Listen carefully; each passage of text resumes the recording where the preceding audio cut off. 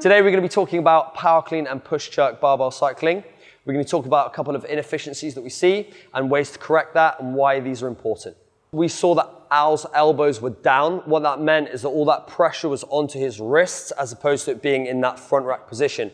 Now, one, that can cause a lot of pain in the wrist. Two, means that Al's weight isn't fully balanced, so he's getting dragged forward in that position, meaning that often that dip and drive in his push jerk is going to be unbalanced as well. So he's going to have to do so much work to counteract that position, as opposed to catching with the elbows up, meaning that that bar is sitting in that front rack position. It's a lot easier for him to be able to then transfer that weight up into that push jerk position. So you notice in the first rep that Al was moving onto his toes. Again, what that means is we're off balance, all that weight's going forward. That push jerk is going to be so much harder for us to be able to receive that position and then move into a good rep overhead.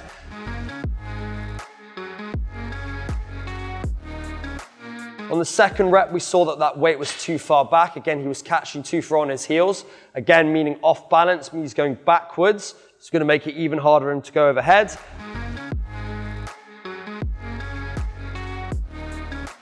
And then the last rep, we saw a good repetition of him landing with his feet balanced on the floor, meaning we can generate much more power into the movement as we go overhead.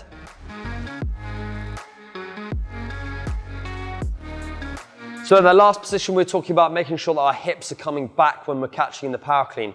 This is important because as we start to cycle heavier barbells, you're not going to be able to catch that bar in such a high position. You're going to have to move lower and lower into that squat. So as we push those hips back, we're able to drop down to the squat a lot easier before then driving up and then moving into that overhead position, as opposed to us catching really shallow with our hips straight, which then leads to us not being able to generate as much force overhead.